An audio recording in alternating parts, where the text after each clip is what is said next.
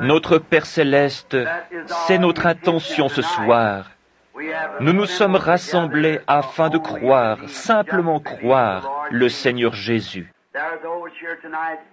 Il y a ici ce soir ceux qui sont malades et affligés, et nous avons consacré notre service à la guérison des malades et des corps brisés.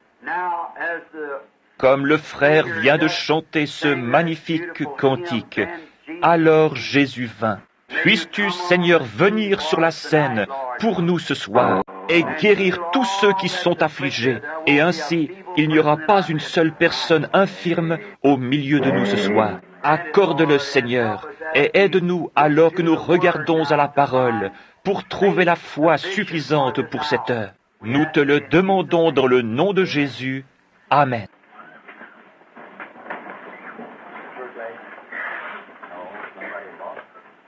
Il y a une paire de lunettes ici que quelqu'un a perdue et qui a été trouvée dans l'église. S'ils vous appartiennent, elles sont ici sur l'estrade, sur la chaire. Je sais que beaucoup travaillent et qu'ils doivent rentrer tôt chez eux. Ainsi, je ne parlerai pas très longtemps, et ensuite, il y aura une ligne de prière pour les malades. Cela me donne une occasion de me rattraper en m'occupant de quelques-unes des urgences qui étaient dans la pièce d'à côté et que j'ai examinées juste avant d'entrer et aussi cet après-midi. Certaines d'entre elles sont bien sûr très très graves. J'ai fait des visites afin de prier pour les malades. Et j'ai vu la main de notre Seigneur Jésus guérir les malades et les affligés. Oh, comme il est merveilleux! Nous n'avons pas ces services de guérison très souvent. Car généralement, le Saint-Esprit vient s'il y a un cas d'urgence et le discerne très vite. Il le désigne et dit quelque chose à ce sujet. Quant aux autres, peut-être que ce n'est rien de très grave et alors nous les laissons de côté. Pensez qu'étant ici 2 fois aujourd'hui, il faudrait que nous consacrions un service à la prière pour les malades. Je crois dans la guérison des malades. Crois que c'est un commandement de la Bible. Nous ne pouvons pas prêcher le plein évangile sans inclure cela. Maintenant, il est possible, je ne sais pas encore, je n'ai pas encore téléphoné à la maison ce soir, mais il est possible que dimanche prochain, je sois de nouveau ici. Et si vous ne recevez rien de notre part cette semaine, si Billy ne vous le fait pas savoir, il le sera dans le courant de la semaine. Si vous n'avez pas de nouvelles, alors nous serons ici de nouveau dimanche prochain. Cela vous donne donc le jour de la fête du travail, voyez-vous, pour vous reposer ou pour retourner chez vous. Ainsi, nous essayerons, si le Seigneur le veut. Eh bien, si vous n'avez pas de nouvelles, je pense que Billy vous enverra une carte, ou alors il vous le dira durant les services, d'une façon ou d'une autre. Ainsi, s'il ne vous appelle pas, alors c'est que je reviens dimanche prochain. Frère Neville, si c'est en ordre que je revienne. Oh, c'est bien. Y a-t-il quelqu'un qui désire savoir ce qui est arrivé à ce petit Collins, ici? Pendant la durée des 7 sauts, les docteurs avaient dit de ce petit garçon qui avait du rhumatisme articulaire aigu, qu'il devait rester couché sur le dos et boire à l'aide d'un tuyau. C'était cela. Le père et la mère l'ont emmené à la maison, l'ont déposé dans la chambre et ont prié pour lui. Et le Seigneur Jésus l'a guéri d'une façon si complète qu'il est retourné à l'école et l'administration les a convoqués à cause de cela. Ils ont alors appelé le spécialiste qui s'occupait de lui et ils ne pouvaient pas croire une telle chose. Ils ont conduit le petit garçon pour un examen et il était parfaitement normal et en bonne santé. Alors Jésus vint, et la puissance du tentateur fut brisée. Vous savez, c'est étrange, j'allais demander à quelqu'un de chanter ce cantique ce soir. Et alors que je m'occupais des personnes dans la pièce d'à côté, voici quelqu'un qui le chante ici. Alors Jésus vint. Si on ne l'avait pas chanté, j'aurais demandé à quelqu'un de le faire, avant que je ne prenne la parole ce soir. Ainsi, il fait toutes choses parfaitement. Maintenant, beaucoup d'entre vous qui avez une longue distance à parcourir vont attendre jusqu'au matin, et j'apprécie cet effort. Certains d'entre vous rentreront chez eux ce soir parce qu'ils doivent reprendre le travail demain matin de bonne heure. Et je sais que c'est pénible. Et alors, quand je pense à cela, j'ai aussi des passes, vous savez, où j'ai le cafard. J'arrive à un point où ce qui me gêne, c'est que j'ai ces moments quand je suis surmené. Et Satan vient me dire, mais personne ne se soucie de toi. Au fond, vois-tu, tu n'as pas un seul ami dans le monde. Et cela, souvenez-vous que je ne suis pas immunisé contre la tentation. Je dois surmonter cela. Alors, quand je regarde en arrière et que je vois quelque chose comme ceci, je le lui mets sous les yeux et je dis, « Et puis ça !» Cela m'aide à vaincre. Et puis ça, alors, c'est comme pour un certain de mes amis qui est assis dans la salle ici. Il y a un clan, une sorte de clan qui ne croit pas dans la guérison divine, qui est venu récemment vers ce jeune homme et lui a dit, « Cette histoire qu'il prêche là-bas au sujet de cette guérison divine, cela ne vaut rien. » Cet homme habite dans le Kentucky, tout près d'une vieille dame qui, lorsque nous étions au camp d'Acton, se mourait du cancer. Et sa sœur vint à la réunion ce soir-là avec un mouchoir qu'elle avait pris dans son sac à main. Le Saint-Esprit appela cette dame, je n'avais jamais été dans cette région auparavant, et lui dit qu'elle avait un mouchoir dans son sac à main, qu'elle l'avait prise à la maison, et que sa sœur se trouvait sur une certaine montagne là-bas, se mourant d'un cancer de l'estomac, et que le docteur avait abandonné son cas. Je lui dis, allez mettre le mouchoir sur cette dame, car ainsi dit le Seigneur, elle vivra. C'est le soir où les voisins pensèrent qu'il y avait là-bas l'armée du salut, lorsque frère Ben y alla. Et ensuite cette dame fut si parfaitement guérie qu'elle peut faire son propre travail et le travail du voisin. Ainsi, ce jeune homme, sachant cela, a dit, « Alors, expliquez son cas. » Ce fut réglé. « Expliquez, vous savez qu'elle avait le cancer. Elle était ici à Louisville et les docteurs qui l'opéraient à ce moment dirent simplement, « Recousez-la, car on ne peut rien faire. » Et maintenant, elle est parfaitement normale et bien portante. Expliquez cela. Ce fut réglé. Vous savez ce que dit la Bible. Et il ne put rien dire de mal, car l'homme qui avait été miraculé était debout au milieu d'eux. C'est là où cela confond Satan, n'est-ce pas? L'homme qui avait été miraculé se trouvait là. Dieu ressuscite-t-il les morts? Ici même se trouve un homme qui fut ressuscité des morts. Dieu guérit-il les malades? Oh, les mains qui pourraient se lever partout. Dieu guérit les malades. Nous savons qu'il est le grand je suis. Pas le grand j'étais ou je serai.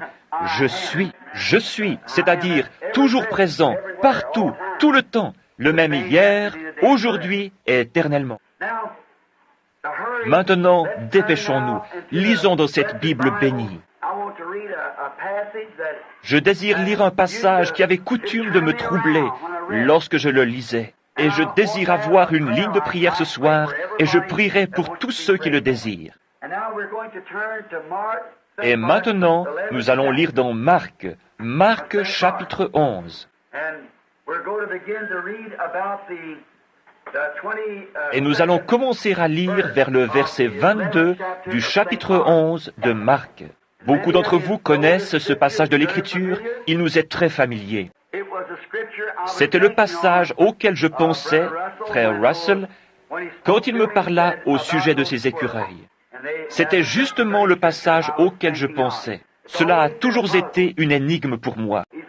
Il a dit, si vous dites, pas si je dis, si vous dites. Maintenant, lisons. Jésus prit la parole et leur dit, ayez foi en Dieu. Je vous le dis en vérité, si quelqu'un dit à cette montagne, ôte-toi de là et jette-toi dans la mer, et s'il ne doute point en son cœur, mais croit que ce qu'il dit arrive, il le verra s'accomplir. C'est pourquoi je vous dis, tout ce que vous demanderez en priant,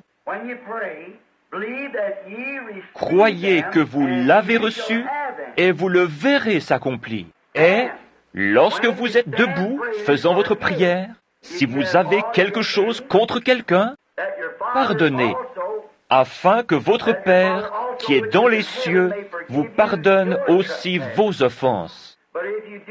Mais si vous ne pardonnez pas, votre Père qui est dans les cieux ne vous pardonnera pas non plus vos offenses. Ainsi, la foi est basée sur le pardon. Et alors, Comme nous l'avons dit ce matin, essayons de placer l'Église là où nous pouvons réellement voir les temps apostoliques agissant au milieu de nous. C'est de cela que nous avons tous faim, et cela se trouve juste à la porte. Nous le voyons, mais nous voulons en voir plus. Nous voulons que ce soit une telle effusion, que cela nous aide à nous déverser sur d'autres. Souvenez-vous, Jésus, comme nous l'avons dit dans la leçon ce matin, n'a jamais utilisé sa puissance pour lui-même. Il l'utilisa pour les autres. C'est pour cela qu'elle fut envoyée. Et vous pensez parfois, pourquoi un homme comme lui, qui était si plein de puissance, devrait-il être une fois malade? Oui, monsieur. J'ai lu dans un livre quelque part que lorsqu'il ressuscita ce garçon, le fils de la veuve de Naïn, je crois que c'est dans Le Prince de la maison de David, il s'assit sur un rocher et se plaignit d'un mal de tête. Il porta sur lui nos infirmités. Porter signifie prendre sur lui. Vous voyez, il les porta et il avait toutes choses comme nous. Il avait la maladie, il avait les tentations, il avait des ennuis, il avait des frustrations comme nous en avons. Parce qu'il devait être le genre de médiateur parfait. Il devait donc être un participant, le cultivateur du fruit, avant de savoir. La femme au puits et beaucoup d'autres choses, voyez-vous, si nous regardons dans l'Écriture. Je désire dire que je crois toute l'Écriture et que tout son contenu est vrai. Il y a des critiques aujourd'hui qui ne veulent pas le croire. Un critique a dit une fois que lorsque Jésus envoya ses disciples à l'endroit et au carrefour où l'ânon était attaché, il avait arrangé cela d'avance. Voyez-vous, ils ne comprennent pas que c'est Dieu qui l'arrangea d'avance. L'autre jour, Dieu m'a dit au sujet de frère Down, qui est ici, que je lui serrerai de nouveau la main dans la rue. C'est très étrange. Je n'étais pas ici ce matin-là, mais 2 minutes de plus ou 1 minute de plus et je ne l'aurais pas rencontré dans la rue. Mais je suis sorti de la voiture juste à temps pour lui serrer la main alors qu'il venait dans la rue. Il ne m'a pas reconnu, car il avait enlevé ses lunettes et ainsi il ne pouvait pas me voir. Mais quand il a entendu ma voix, il a commencé à pleurer. Qu'était-ce? D'habitude, il ne fait pas cela, mais c'était une réponse à ce qui lui avait été dit là-bas sous la tente à oxygène. Je lui ai dit, de même, vous vous assiérez de nouveau dans l'église. C'était le désir de son cœur. Lorsque nous eûmes une réunion à Chicago, il voulait y aller, son cœur le désirait. Je lui envoyai un télégramme de salutation de notre part et de la part des enfants, lui disant que nous prions afin qu'il guérisse rapidement.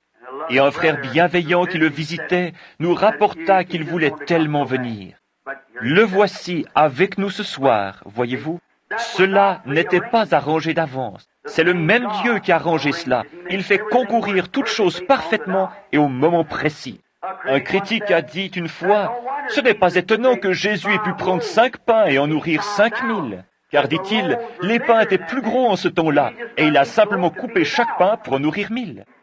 Je vous ferai remarquer que c'est ce qu'un petit garçon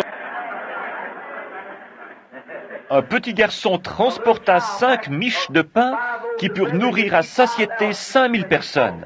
Et ensuite, n'y eut-il pas 12 paniers pleins qu'ils emportaient? Voyez-vous, oh, ce ne sont que des critiques, c'est tout. Cela ne change pas la parole de Dieu. Elle continue d'être la même. Nous voulons maintenant parler de la foi, mais d'un type de foi différent. La foi parfaite. C'est une grande chose.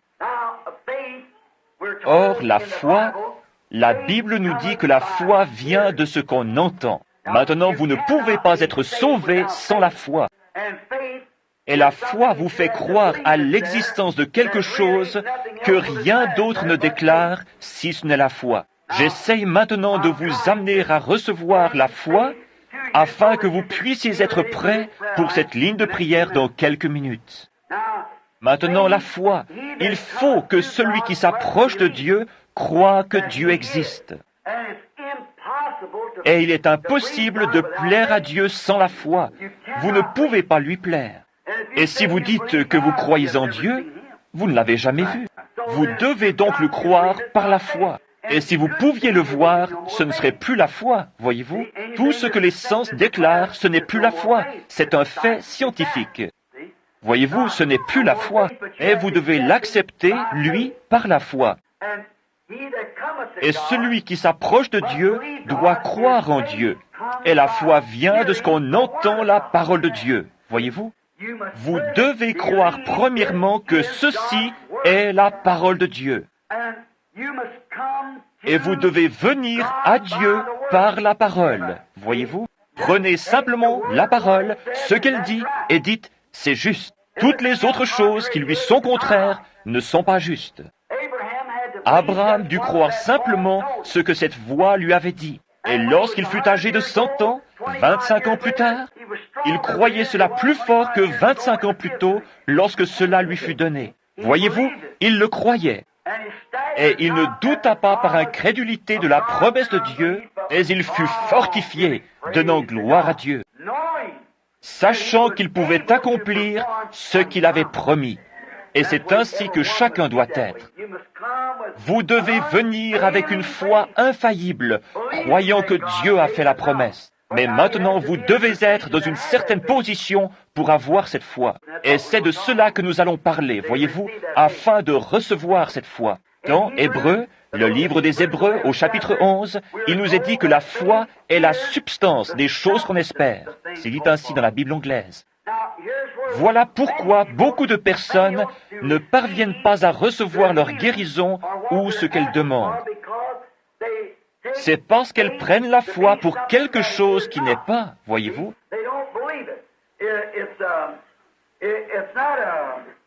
Ils ne croient pas cela. Ce n'est pas de l'imagination, c'est une substance réelle. Maintenant, écoutez attentivement.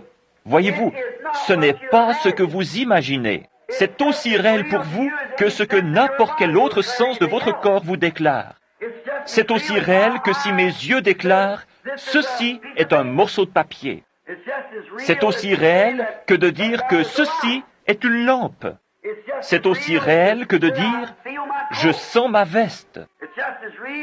C'est aussi réel que d'entendre ce bébé là-bas parler ou faire de petits bruits. Voyez-vous, c'est aussi réel que d'entendre de la musique. C'est aussi réel que tout ce que je goûte dans ma bouche. C'est à ce point réel, seulement vous ne pouvez pas le montrer à quelqu'un d'autre. Vous seul l'avez. Amen. C'est à vous. La foi est la substance, pas simplement un mythe. Tellement de personnes viennent. Maintenant, ce sont des leçons vraiment profondes. Je les effleurerai seulement. Ensuite, vous pourrez encore creuser. Notez bien, c'est quelque chose que vous possédez, pas de l'imagination, si vous l'avez réellement. C'est aussi réel pour vous que n'importe quelle autre chose qu'il puisse y avoir. C'est aussi réel pour vous que de savoir que vous roulez en automobile. Aussi réel pour vous que de savoir que vous êtes assis dans une église. Aussi réel pour vous que d'entendre ma voix. C'est une substance, pas une imagination, pas une émotion, mais c'est quelque chose que vous avez. Et cela vous vient en entendant la parole de Dieu, et cela seul. La foi vient de ce qu'on entend, et de ce qu'on entend la parole de Dieu. Cela fait alors que votre foi n'est pas dans un individu. Elle n'est pas dans un homme, elle n'est pas dans une organisation, elle n'est pas dans un groupe de gens. Elle est en Dieu, parce que Dieu est la parole. Votre foi est en Dieu.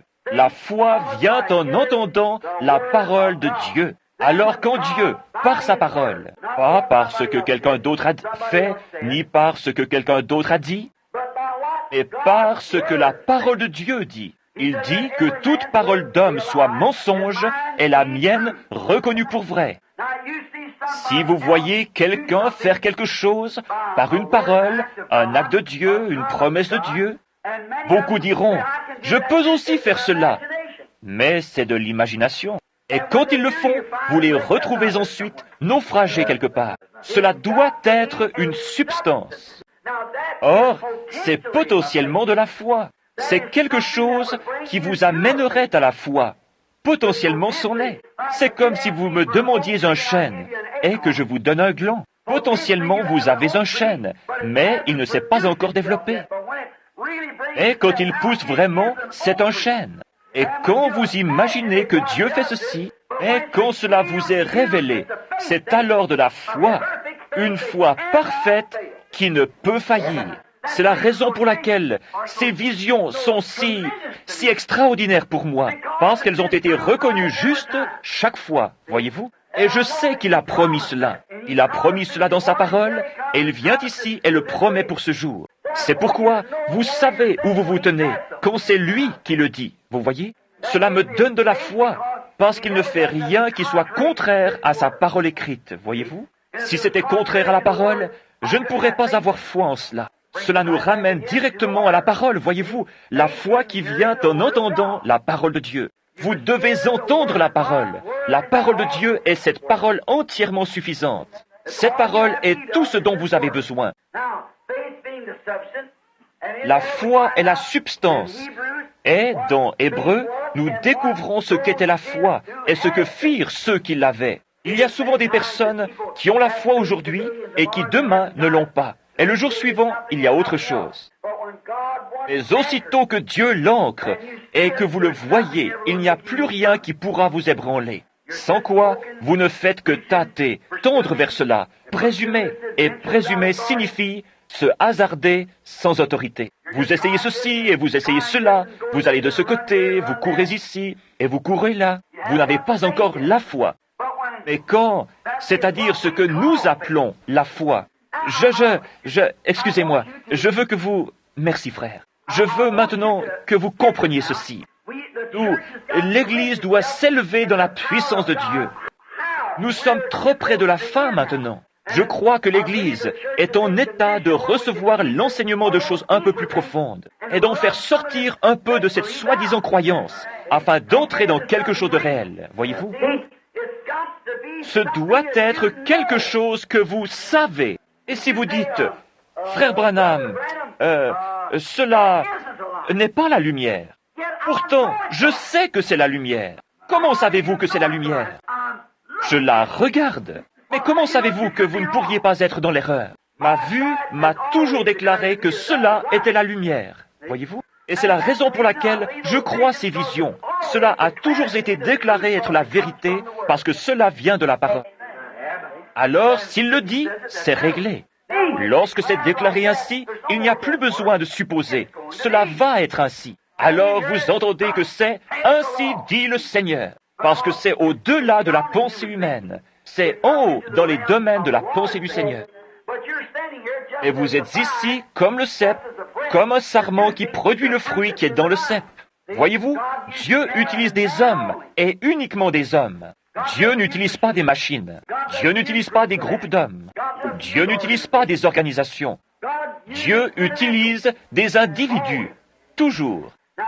La foi est la substance, et par elle, nous comprenons comment toutes ces choses sont faites. Ce n'est pas une imagination, c'est une substance, et spécialement la foi parfaite. C'est de cela que je parle ce soir. Comment arriver à la foi parfaite? Ce n'est pas une imagination. Il y a des personnes qui viennent et qui disent « Oh, j'ai vraiment la foi, oh, je l'ai vraiment ». Alors, pourquoi êtes-vous debout ici, voyez-vous? Vous voyez, vos actions prouvent que vous n'avez pas ce dont vous parlez, voyez-vous? Si vous avez la foi, alors pourquoi êtes-vous dans la ligne de prière, voyez-vous? Pourquoi faites-vous ces choses? Voyez-vous, si vous aviez la foi parfaite, vous regarderiez directement à Dieu, vous croiriez et vous vous en iriez. Vous n'auriez pas besoin de venir dans une ligne de prière. Vous n'auriez pas besoin de ces choses, parce que votre foi l'a déjà fait, voyez-vous? À quoi servirait-il que je dise « Je dois mettre une chemise. Je porte une chemise. » Comment savez-vous que vous portez une chemise? Eh bien, je la vois, je la sens, et je sais qu'elle est là. C'est à ce point réel lorsque la foi parfaite s'accroche. Vous n'avez rien besoin de plus. C'est déjà fait, vous le savez. Comment le savez-vous? La foi me le dit. C'est cela, voyez-vous. Comprenez-vous maintenant ce que je veux dire? Au sujet de la foi parfaite, maintenant, en d'autres termes, je me risque à sortir. Eh bien, j'irai. La Bible dit, appelez les anciens pour qu'ils fassent l'onction d'huile et qu'ils prient pour cela. Je le sais, et j'irai là-bas. Et vous dites, je vais être guéri. Vous voyez, vous le faites par vous-même. Si vous ne faites pas attention, vous allez vous emballer. Et alors que vous passez par là, vous dites, oh, je n'ai pas encore. C'est cela, vous n'aviez pas la foi. Votre foi véritable le fera à ce moment-là. Votre foi véritable vous le rendra si réel que... Regardez la petite femme avec la perte de sang. Elle dit, si seulement je peux toucher le bord de son vêtement, je serai guérie. Et aussitôt qu'elle le fit, elle dit qu'elle sentit au-dedans d'elle que sa perte de sang s'était arrêtée. Elle le crut réellement. Et quand elle le toucha, pour prouver qu'elle s'était arrêtée, Jésus se retourna et dit, « Qui m'a touché ?» Ceci est la foi parfaite. Et cette même foi parfaite, ce soir, touchera Jésus-Christ comme elle le fit alors. La femme vint avec une foi parfaite à ce moment-là. Maintenant, nous voyons qu'au commencement, les disciples n'avaient pas cette foi parfaite. Ils ne l'avaient pas parce qu'ils avaient eu Christ et qu'ils avaient marché avec lui. Mais ensuite, ils eurent Christ en eux. Par conséquent, vous voyez qu'il est difficile d'avoir cette foi parfaite sans le Saint-Esprit.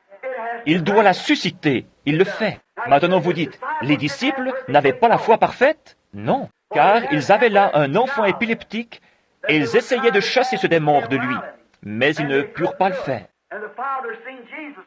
Et le Père, voyant Jésus venir, lui dit, « Nous avons amené mon fils vers tes disciples, mais ils n'ont pu le guérir. » Voyez-vous? Et ensuite, les disciples dirent à Jésus, « Pourquoi ne pouvions-nous pas le guérir ?» Et Jésus leur dit, « À cause de votre manque de foi, de votre incrédulité. » C'est juste. À cause de votre incrédulité. Maintenant, souvenez-vous qu'ils avaient la puissance. Jésus leur avait donné la puissance pour guérir les malades, ressusciter les morts et chasser les démons juste quelques jours avant. Ils avaient la puissance, mais pas la foi pour utiliser la puissance. Maintenant, voilà le Branham Tabernacle. Voilà l'Église, l'épouse aujourd'hui.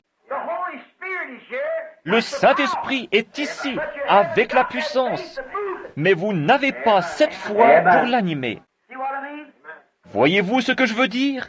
Il faut de la foi pour l'animer. Tenez, j'ai une cartouche que j'ai chargée à la main. Je sais ce qu'elle fera selon la balistique, de même que la parole. Mais je dois tirer un coup de feu. Le feu doit arriver à la poudre.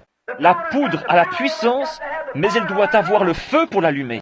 Et c'est la même chose, la poudre est dans la cartouche. Mais elle a besoin de la foi pour l'allumer et la projeter dehors. C'est cela qu'il faut, la foi parfaite pour mettre le feu à la puissance du Saint-Esprit que nous avons maintenant depuis qu'il est venu sur nous. La foi pour mettre le feu, pour voir de grandes choses. La foi, quelque chose qui vous présente cela.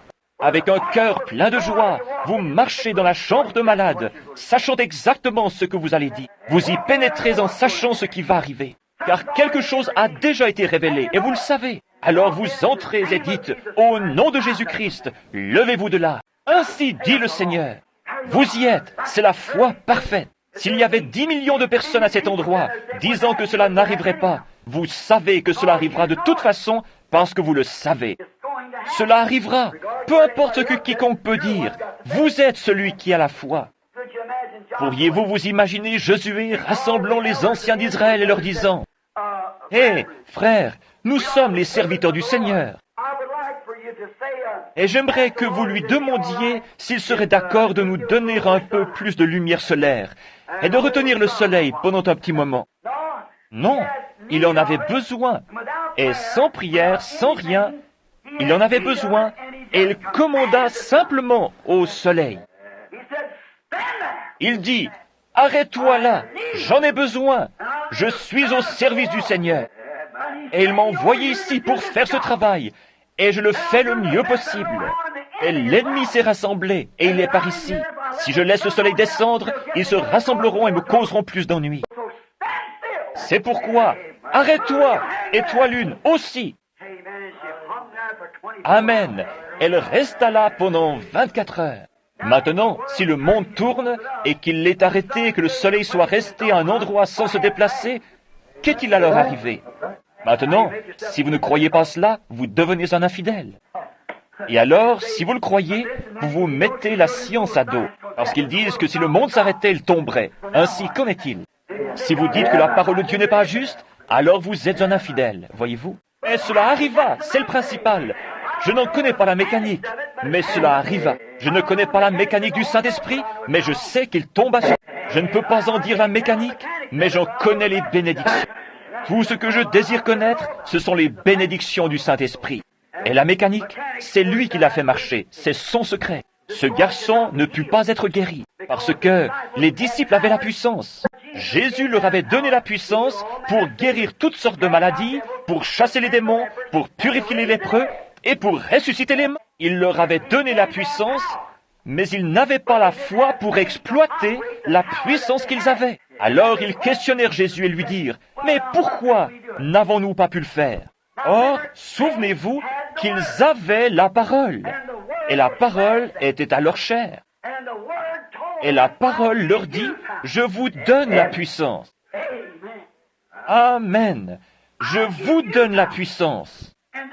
Et ils avaient la puissance, mais ils n'avaient pas la foi pour actionner la parole qui était en eux. Voyez-vous ce que je veux dire? Mais Jésus l'avait. Il était la parole et il avait la foi que ce qu'il disait arriverait. Il dit, « Oh, amenez-les ici. Jusque à quand vous supporterai-je » Il avait la foi avec sa puissance. Comment l'avait-il? Il dit, « Je ne peux rien faire de moi-même. » Pourquoi? Parce qu'il avait confiance en ce qu'il était. Il avait confiance dans le fait qu'il savait qu'il était la parole. Et il avait foi en Dieu qui avait fait de lui la parole. Il était Dieu, la parole. Et elle était en lui, et cela lui donna la foi parce qu'il comprit sa position. Il savait ce qu'il était, parce que l'Écriture avait dit qu'il était ceci. Chaque passage de l'Écriture s'enchaînait pour prouver qu'il était exactement ce que l'Écriture avait dit qu'il serait. Et il savait ce qu'il était. C'est pourquoi il avait confiance en ce que Dieu avait fait de lui. S'il fit ainsi, alors ne pouvons-nous pas, comme croyants, avoir confiance en ce que Dieu a fait de nous? Voici les signes qui suivront ceux qui auront cru. Il avait foi en ce qu'il était. Et si vous êtes un croyant, vous avez foi en ce que vous êtes. Vous êtes un croyant. Et si vous avez foi en Dieu, la Bible dit, si notre cœur nous condamne, nous ne pouvons pas avoir la foi. Et si notre cœur ne nous condamne pas, nous avons alors la foi. Nous avons de l'assurance envers Dieu. Si vous voulez le lire, cela se trouve dans Jean 3, 21. J'ai inscrit ici le passage de l'Écriture. Maintenant, remarquez, Jean 3, 21. Écoutez, si notre cœur ne nous condamne pas, nous avons de l'assurance devant Dieu. Mais aussi longtemps que vous faites des choses qui sont fausses, vous ne pourrez pas vraiment avoir de l'assurance devant Dieu. Ainsi, voyez-vous, vous saurez automatiquement que vous êtes dans l'erreur. Vous vous remettez automatiquement à la place d'un pécheur si vous savez que vous êtes dans l'erreur. Mais si votre cœur ne vous condamne pas, et si vous savez que vous êtes un croyant, et qu'il n'y a rien entre vous et Dieu, vous pouvez demander ce que vous voulez, sachant que cela vous sera donné. Parce que c'est la parole qui vous est donnée, comme elle le fut à ses disciples. Alors, la seule chose que vous devez faire, c'est d'avoir foi en ce que vous êtes. Ayez foi dans ce que la parole dit que vous êtes. Jésus avait foi dans la parole de Dieu qui disait ce qu'il était. Il est écrit de moi. David, dans les psaumes, les prophètes et tous les autres, n'ont-ils pas parlé de lui? Je suis le pain de vie qui vient de Dieu et qui est descendu du ciel. Amen. Je suis cet arbre de vie du jardin d'Éden. Je suis toutes ces choses. Je suis celui qui suis. Il savait, avec cette foi parfaite, qu'il était le Messie oint et que l'Esprit de Dieu était sur lui. Il dit, de moi-même, je ne peux rien faire, mais c'est ma foi en Dieu. Dieu était en lui, la parole rendue manifeste. Et quand la parole de Dieu vient en vous, elle est rendue manifeste, car vous êtes un croyant, voyez-vous? Et un croyant, c'est la foi de Dieu agissant en vous. Vous aimez ça? J'aime enseigner ce qu'est réellement la foi. Il savait qui il était. Et sans l'ombre d'un doute, il savait qu'il était le Fils de Dieu. Il le savait. car la parole identifiait, la parole de Dieu identifiait qui il était. Il dit, si je ne fais pas les œuvres de mon Père, alors ne me croyez pas. Si je ne fais pas ces œuvres-là, ne me croyez pas. Mais si je les fais, alors croyez en elles, car elles sont la manifestation de la parole qui avait été promise. Oh, si seulement vous pouviez vous éveiller à cela une minute. Vous voyez, la parole elle-même identifiait qui il était. Et il dit, qui de vous me convaincra de péché? En d'autres termes, qui peut me montrer que ma vie et mes œuvres n'accomplissent pas exactement ce qu'on attend du Messie? Personne ne peut rien dire, car c'est ce qu'il était. Il avait alors la foi pour croire que tout ce qu'il dirait s'accomplirait. Ensuite, il se retourna et dit, les œuvres que je fais, vous les ferez aussi. Encore un peu de temps, et le monde ne me verra plus. Mais vous, vous me verrez, parce que je serai avec vous et même en vous. Ne vous inquiétez pas de ce que vous direz, car ce n'est pas vous qui parlerez, c'est votre Père qui habite en vous, qui parlera. Et ce n'est pas moi, c'est le Père qui demeure en moi qui accomplit les œuvres. Voyez-vous ce que je veux dire? L'identification d'un chrétien de l'Écriture, ce sont ces mots que Jésus prononça. Ces signes suivront ceux qui auront cru. Comment pouvez-vous vous appeler un croyant, un peuple, et nier ces mots? Comment pouvez-vous vous appeler un croyant et nier une partie de cette parole? Vous ne pouvez pas le faire. Vous n'êtes pas un croyant. C'est pourquoi ces signes ne peuvent pas vous suivre. Car vous acceptez et croyez seulement ce que vous voulez, et le reste, vous ne le croyez pas. Mais vous devez prendre le tout et le croire. Et lorsque vous croirez vraiment, pas soi-disant croire, mais réellement croire, alors ces signes suivront ceux qui auront cru. Oh, pourriez-vous comparer un chrétien d'aujourd'hui avec ces chrétiens d'antan? Voyez combien ces disciples marchaient dans la puissance de l'Esprit, poussés par le Saint-Esprit, tel un prisonnier, comme je l'ai prêché l'autre soir, un prisonnier de la parole et de la volonté de Dieu. Il ne pouvait même pas bouger avant que Dieu ne le pousse à le faire. N'aimeriez-vous pas voir une telle église se lever? Elle le fera. Nous retournons à cela. Cela doit arriver. C'est vrai, c'est en route maintenant, je crois. Car la parole l'a identifié, a identifié ce qu'il était. Et la même parole nous identifie. Voyez-vous? Si un homme m'aime, il gardera mes commandements. S'il dit qu'il m'aime et qu'il ne garde pas chacun de mes commandements, c'est un menteur et la vérité n'est même pas en lui. Vous dites, je ne crois pas tout, alors c'est que vous n'êtes qu'un incroyant, c'est tout. Si la Bible dit, alors c'est juste, et c'est ainsi pour l'éternité. Ce que la Bible dit, c'est la vérité. Remarquez ce qu'il nous a dit, si vous demeurez en moi et que ma parole demeure en vous. Jean 15. Si vous demeurez en moi, si vous avez foi en lui, si vous demeurez en moi et que ma parole demeure en vous, alors vous, demandez ce que vous voulez. Vous voyez, il savait qui il était. C'est pourquoi il avait la foi. La foi put produire lorsqu'il sut ce qu'il était. Si vous demeurez en moi et que ma parole demeure en vous, alors vous savez qui vous êtes. Demandez ce que vous voudrez et cela vous sera accordé. Ne serait-ce pas merveilleux ce soir si tous ceux qui viennent dans cette ligne de prière disaient « Je suis un chrétien ». Rien ne me condamne. Je sais que mon cœur ne me condamne pas. Quelque chose me dit que ce soir, c'est la fin de ma souffrance. Si vous croyez, vous repartirez d'ici avec quelque chose.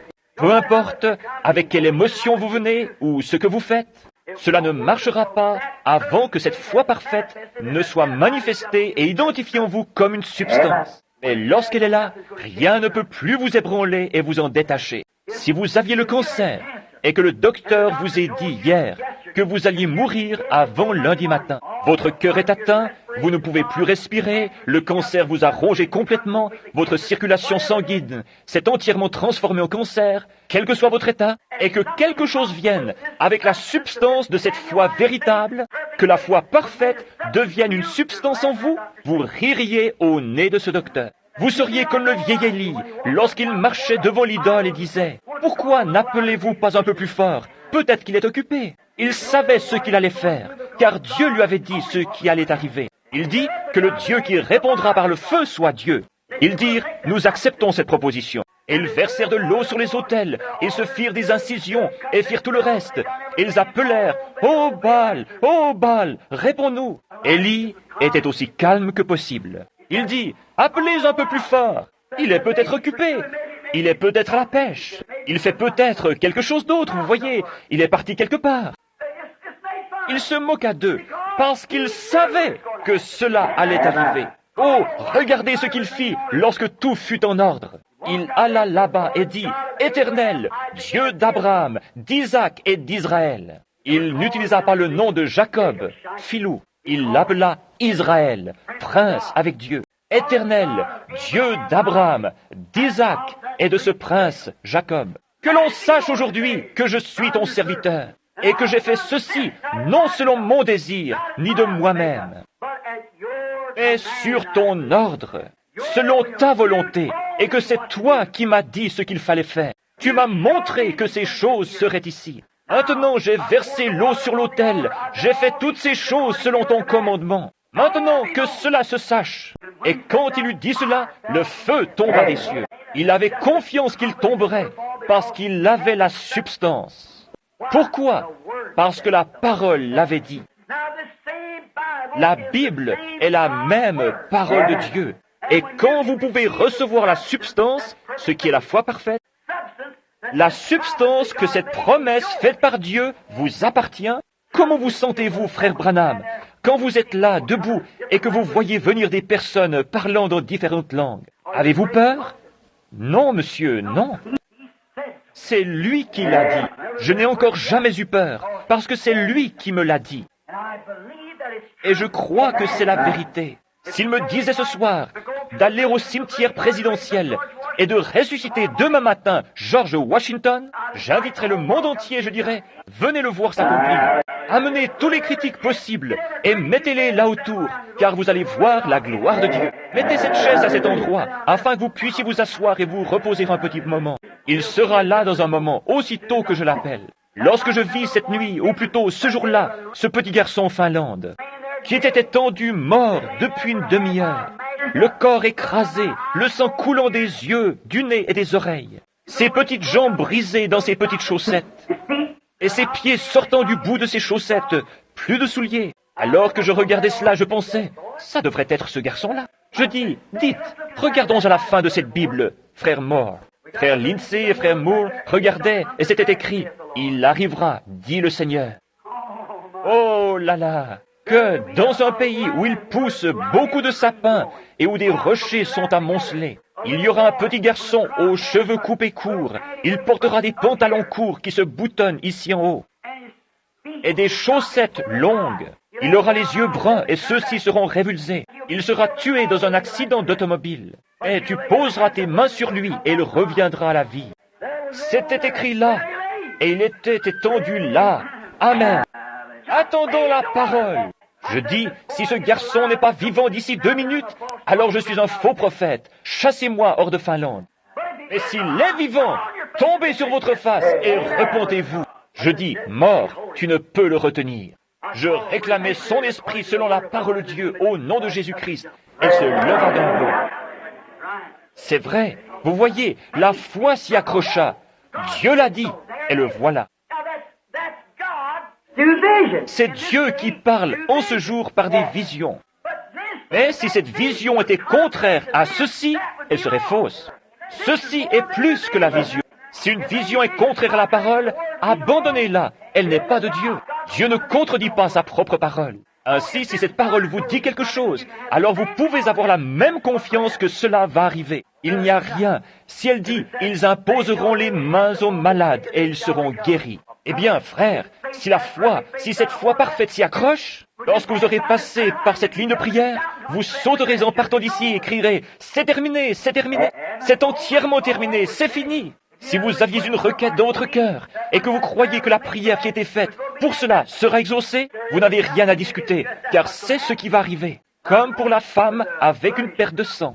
Jésus avait la foi parfaite, il l'avait, et elle vint parce qu'il était la parole. Et vous devenez la parole. Vous devenez la parole comme vous recevez la parole. Si vous demeurez en moi et que mes paroles demeurent en vous, mes paroles, c'est-à-dire cette parole, demeurent en vous, demandez ce que vous voudrez et cela vous sera accordé. Voyez-vous? Si vous dites à cette montagne, ôte-toi de là, et si vous ne doutez pas, et croyez que ce que vous dites arrive, vous le verrez s'accomplir. Tout ce que vous demanderez en priant, croyez que vous l'avez reçu, et vous le verrez s'accomplir. Cela vous sera donné. Ni le temps, ni l'espace, ni rien d'autre ne le changera. Vous savez que c'est fait. C'est déjà fini. Maintenant, regardez. Il nous a dit, si vous demeurez en moi, et que ma parole demeure en vous, ici dans Jean, demandez ce que vous voudrez, et cela vous sera accordé. Alors, reconnaissez votre position dans l'Écriture en tant que croyant. Voyez-vous, vous devez reconnaître votre position de même qu'il reconnut sa position. N'est-il pas écrit que Christ viendrait et qu'il ferait toutes ces choses? Dit-il à Cléopas et aux autres ce matin-là? N'est-il pas écrit dans les Écritures qu'il devait souffrir, être mis à mort pour ensuite ressusciter le troisième jour? Pourquoi êtes-vous si lents à comprendre? Et ils pensèrent, comme cet homme parle différemment des autres hommes. Et quand ils furent dans l'auberge, ils découvrirent que c'était lui. Voyez-vous, leurs yeux étaient empêchés de le reconnaître. Toutefois, ils remarquèrent qu'il se référait continuellement à l'Écriture et ils surent que c'était lui. Vous devez croire en ce que vous demandez. Si vous êtes un croyant, reconnaissez-vous comme tel. Reconnaissez que ces choses sont pour vous. S'il y a une condamnation dans votre vie, commencez par rectifier cela, voyez-vous. Si vous avez une condamnation dans votre ou vous pouvez demander à Oral Roberts et une douzaine d'autres personnes qui ont la foi de venir ici et de prier pour vous, et de sauter de bas en haut et de verser de l'huile sur vous, 5 litres à la fois, mais cela ne bougera toujours pas, c'est vrai. Qu'arrive-t-il à ceux qui ne sont pas guéris dans les réunions d'oral? Je les retrouve dans la ligne de prière. Vous l'entendez dire, on a déjà prié pour vous. Un homme avec des cheveux foncés, assez grands, ayant une forte mâchoire. C'est Oral Roberts, voyez-vous. Et c'était dans telle ville, à un endroit appelé ainsi. Oui, c'est vrai, voyez-vous. Tel homme a prié pour vous. Vous voyez, comme cela. Mais voici votre ennui, voyez-vous. Allez rectifier cette chose. Allez là-bas et confessez ce péché à votre mari ou à votre femme. Allez faire cette chose. Cela ne vous fera jamais de bien, peu importe qui prie pour vous, avant que vous ne rectifiez cela. La condamnation est dans votre cœur, et Dieu ne viendra pas dans ce cœur qui est condamné. Dieu n'y habite pas, vous devez le rectifier. Ensuite, quand vous l'avez fait, vous devez avoir la foi. Si tout est juste, vous devez avoir la foi et croire. N'ayez pas peur. Dans le livre de Job, il est dit que Job eut peur. Et ce qu'il craignit arriva effectivement. Qu'est-ce qui en fut la cause? Sa crainte. C'est ce qui le fit arriver. Sa foi l'aurait gardé de cela, mais sa crainte le lui amena. Il avait peur que cela n'arrive, et cela arriva. S'il avait su que cela n'arriverait pas, cela ne serait pas arrivé. Voyez-vous ce que je veux dire? Si vous avez peur, lorsque vous venez dans la ligne de prière, et que vous pensez, peut-être que je n'ai pas une foi suffisante, cela n'arrivera jamais, ne vous inquiétez pas. Et si vous savez que cela va arriver, cela arrivera, voyez-vous. C'est la substance de quelque chose. Job craignit que ces choses lui arrivent, et elles lui arrivèrent. Si vous craignez que votre maladie ne vous quitte pas, elle ne vous quittera pas. Si vous avez la foi, elle vous quittera. Demandez à n'importe quel médecin. La première chose qu'il fera, c'est de vous donner confiance dans le médicament qu'il vous donne. Si vous n'avez pas confiance en lui, vous feriez mieux de le laisser. Voyez-vous? C'est sûr. Alors qu'est-ce que c'est? C'est la foi qui opère la guérison. C'est la foi qui fait cela tout le temps. Pierre, tout alla bien pour lui, jusqu'à ce qu'il eut peur.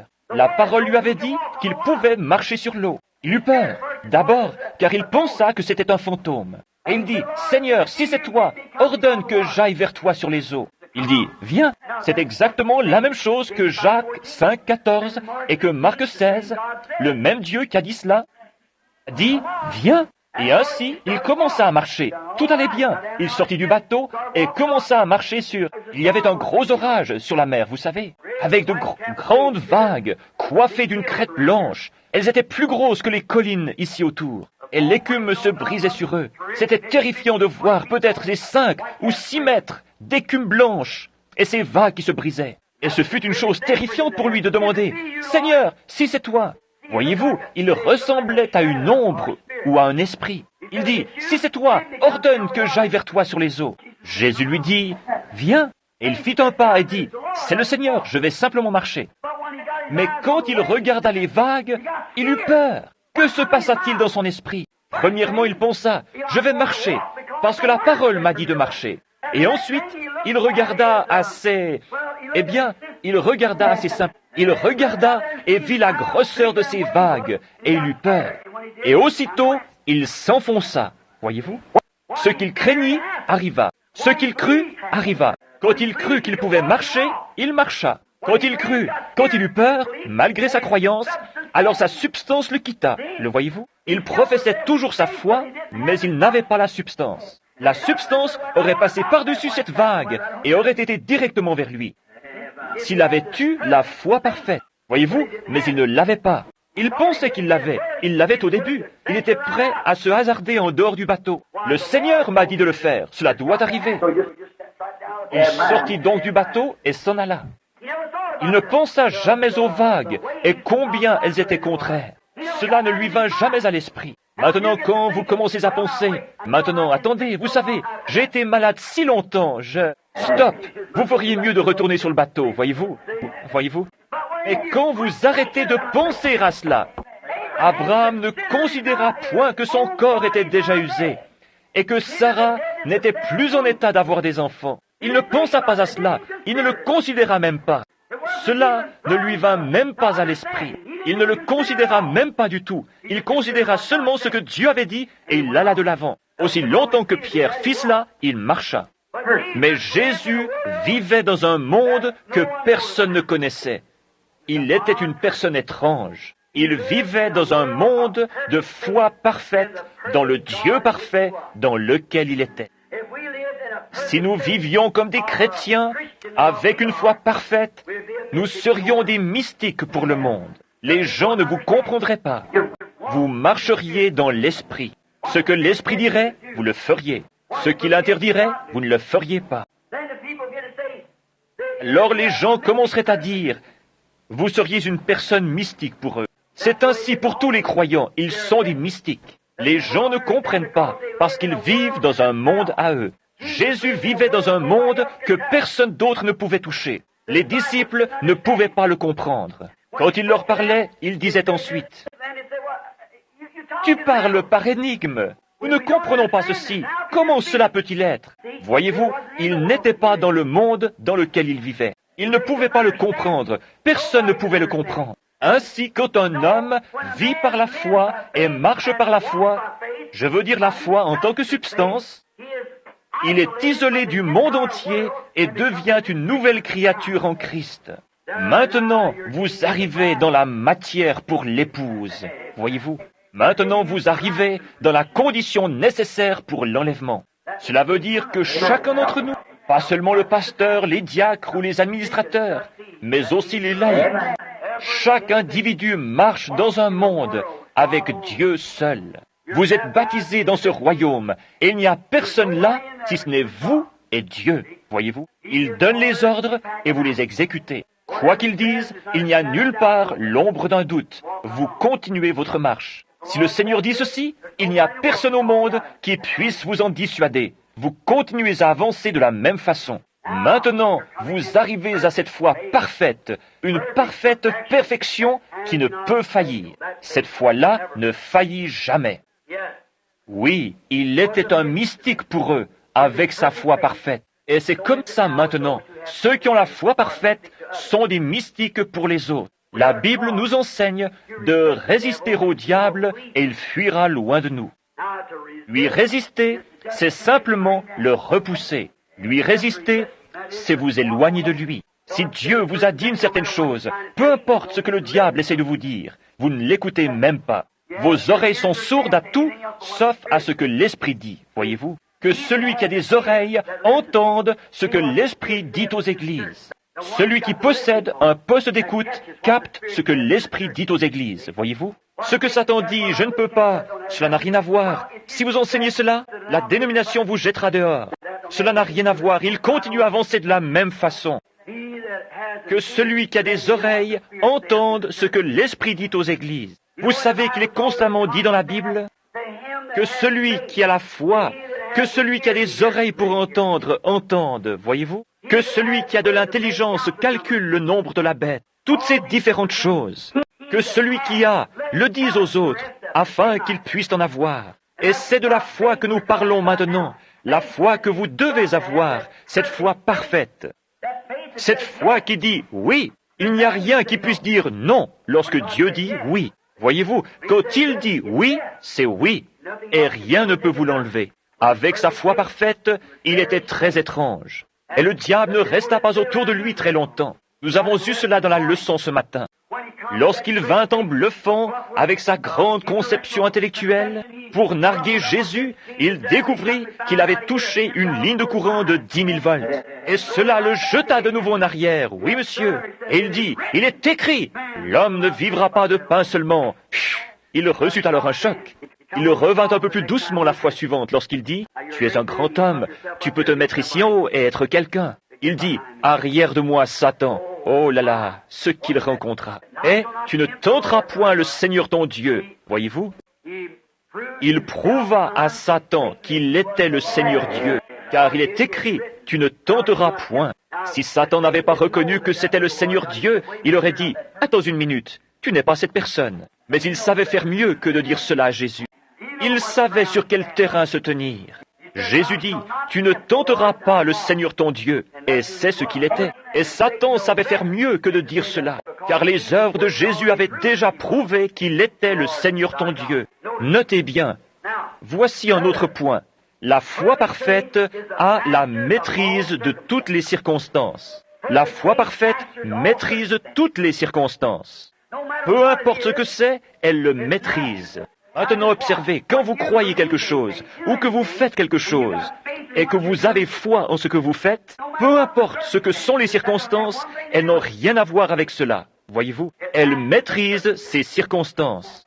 Si c'est dans une chambre de malade, et que le Seigneur ait révélé que cette certaine chose va arriver, vous le dites, et vous allez de l'avant. Oh, est-ce que... Ne posez pas de questions, c'est déjà fini, allez de l'avant. Voyez-vous, elle maîtrise toutes les circonstances. Eh bien, si vous faites ceci, un tel va faire cela. Voyez-vous, elle a déjà maîtrisé cela. Voyez-vous, la foi croit que Dieu le mènera à bien. Je ne sais pas comment il le fera, mais il le fera de toute façon. Voyez-vous, elle maîtrise toutes les circonstances. La foi et l'amour sont parents, car vous ne pouvez pas avoir la foi à moins que vous ayez l'amour. Parce que votre foi est dans un Dieu qui est l'essence même de l'amour. La foi et l'amour travaillent ensemble. Tenez, c'est comme pour un jeune couple. Vous prenez un jeune homme et une jeune fille qui tombent amoureux l'un de l'autre. Alors qu'ils vont de l'avant et qu'ils commencent à mieux se connaître, leurs cœurs commencent à battre à l'unisson. Voyez-vous, pourtant, ils ne sont pas encore mariés femmes, mais leur amour les lie et ils ont confiance l'un dans l'autre. Maintenant, s'ils s'aiment vraiment, et si vous savez que cette fille vous aime, et si elle sait que vous l'aimez, vous avez confiance, vous avez foi l'un dans l'autre, vous avez foi l'un dans l'autre. Si vous ne l'avez pas, vous feriez mieux de ne pas vous marier, voyez-vous. Vous devez donc avoir foi, et si vous les séparez et que vous en mettiez un à l'extrême sud et l'autre à l'extrême nord, ils auraient toujours cet amour l'un pour l'autre où qu'ils se trouvent. Ils sont aussi fidèles l'un à l'autre que possible parce qu'ils s'aiment. Et si vous aimez le Seigneur, pas seulement pour échapper à l'enfer, mais si vous aimez le Seigneur, alors vous avez foi en Dieu. Voyez-vous, si vous l'aimez vraiment. C'est comme ce qui est arrivé ici à Louisville, il n'y a pas longtemps. Il y avait une demoiselle chrétienne depuis de nombreuses années, tomba amoureuse d'un homme qui, lui, était chrétien depuis environ 2 ans. Et ainsi, ils se marièrent, ils s'aimaient et avaient confiance l'un dans l'autre et ils se marièrent. Et la femme dit à son mari, « Chéri, cela doit être difficile pour toi, car tu n'es qu'un jeune chrétien, et tu as dû passer par tant de choses, car il buvait. » Elle dit, « Tu as dû passer par tellement de choses, et je sais que tu dois être terriblement tenté. » Et dit-elle, « Je désire maintenant que tu saches une chose. Si tu tombes, si tu as une tentation et que tu y succombes, ne reste pas loin de la maison, mais reviens. Reviens ici, parce que je serai ici même à t'attendre. Et je t'aiderai à prier jusqu'à ce que tu aies la victoire. Je resterai avec toi, parce que lorsque je t'ai épousé, je l'ai fait parce que je t'aimais. Et peu importe ce que tu es, je t'aimerai toujours. » Quelques jours après cela, alors qu'il mangeait son dîner avec d'autres hommes dans la chaufferie, il leur parla de cela et leur dit, « Comment un homme pourrait-il faire une seule fois quelque chose de mal quand il y a quelqu'un qui vous aime ainsi ?» Voyez-vous, c'est cela. Comment pourriez-vous abuser de cette confiance? Et lorsque nous étions des pécheurs, et que nous étions sans Dieu, éloignés de lui, dans le monde, dans la saleté, dans la boue, comme j'en ai parlé ce matin, Dieu est venu à nous. Dieu vous a cherché. Vous n'avez jamais cherché Dieu. Nul ne peut venir à moi si le Père ne l'attire. Et Dieu est venu dans la saleté où vous étiez. Vous y a cherché et vous en a fait sortir. Cela devrait créer un amour parfait. Regardez ce que vous étiez et regardez ce que vous êtes. Qui a fait cela? Quelqu'un qui vous aimait. Alors, ne pouvez-vous pas avoir foi dans ce qu'il vous a promis? Un réel et véritable amour créera en vous la confiance dans sa parole. Il m'a pris alors que je n'étais rien, et je ne suis toujours rien, mais je suis dans sa main. Il m'a pris, et il m'a aimé alors que j'étais repoussant. Il vous a aimé alors que vous étiez repoussant, mais il vous a transformé. C'est ce que disait la sœur de couleur cette fois-là dans son témoignage. Je ne suis pas ce que je devrais être, et je ne suis pas ce que je voudrais être, mais je ne suis pas ce que j'étais. Elle savait qu'elle avait fait du chemin et que quelque chose était arrivé. Et c'est ainsi, si Dieu, quand j'étais séparé de lui, m'aima à tel point qu'il se baissa pour me ramasser, cela me donne confiance dans le fait qu'il désire m'utiliser. Il a un but en faisant cela. Il a vu quelque chose en moi. Il a vu quelque chose en vous. Il avait une raison de vous sauver. Regardez les gens qui ne sont pas sauvés aujourd'hui. Regardez les millions qu'il aurait pu prendre à votre place. Mais il vous a pris, vous. Amen. Personne ne peut prendre votre place. Amen. Vous êtes dans l'économie de Dieu. Personne ne peut le faire. C'est son amour envers vous. Alors votre amour ne va-t-il pas s'élever de nouveau vers lui? C'est là une affaire d'amour. Peu importe la situation, les circonstances sont maîtrisées par cet amour qui crée la foi. Quand Dieu vous aime et que vous aimez Dieu et que vous vous aimez l'un l'autre, cela apporte la foi. Très bien. Alors, rien ne peut empêcher que cela produise exactement ce que Dieu a promis de faire. Maintenant, regardez. La foi parfaite est pure, aussi pure que l'amour, voyez-vous. Lorsque vous aimez quelqu'un et que vous avez de l'amour pour votre mari ou pour votre femme, il n'est pas nécessaire que quelqu'un vienne vous dire que vous ne le faites pas, parce que vous le faites et vous le savez. Maintenant, si je vous demandais, comment pouvez-vous prouver que vous le faites? Oh, je le prouve par la manière dont je vis vis-à-vis de lui, voyez-vous. Je suis une épouse fidèle et honnête. Je suis un mari loyal et honnête. Et cela prouve que j'aime ma femme ou que j'aime mon mari. Voyez-vous, votre vie prouve ce que vous êtes. C'est ainsi pour le christianisme, voyez-vous. Votre foi, vous avez confiance l'un dans l'autre. Cela est pur. Et il y a quelque chose de réel que vous ne pouvez pas montrer à quelqu'un d'autre. Pourtant, vous l'avez et vos actions le prouvent. Et quand vous avez une foi pure et sans mélange, pareil à l'amour que vous avez pour votre compagnon, alors vous le prouvez par la façon dont vous agissez. Vous ne vous plaignez plus car vous savez que c'est accompli et vous allez simplement de l'avant. Peu importe à quoi ressemblent les choses ou ce que quiconque dit, vous savez ce qui est arrivé. Vous savez que c'est fini, tout autant que vous savez que vous aimez votre mari, tout autant que vous savez que vous aimez. Voyez-vous, l'amour et la foi doivent aller ensemble. Ils sont parents. Ils aiment. L'amour produit la foi. Lorsque Satan nous tente, nous devons lui résister avec une foi parfaite, dans une parole parfaite, comme le fit Jésus. La parole de Dieu est parfaite. Nous devons avoir une foi parfaite dans cette parole parfaite et résister à Satan. Maintenant, dépêchons-nous et allons aussi vite que possible.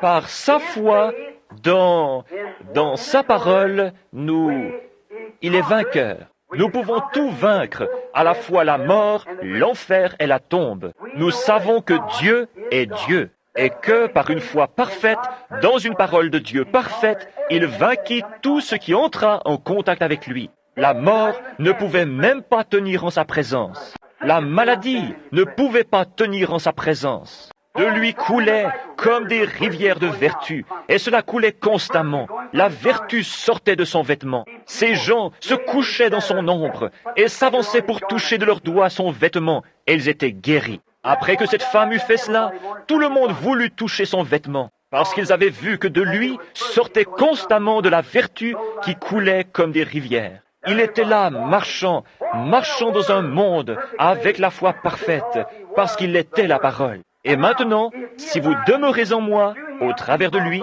il vous apporta la parole, et que mes paroles demeurent en vous, alors marchez de la même manière, des vertus coulant de vous, les rivières des fontaines de bénédiction de Dieu se déversant sur les gens. Voyez-vous ce que je veux dire? Vous ne le simulez pas, vous ne l'imaginez pas, cela arrive effectivement et vous le voyez. Si vous ne faites que l'imaginer, cela ne fait aucun bien. Mais si c'est réellement là, cela arrive vraiment. Maintenant, observez. Par elle, ce tenant-là, il put dire, si vous détruisez ce corps, ce temple, je le relèverai en 3 jours. Pourquoi?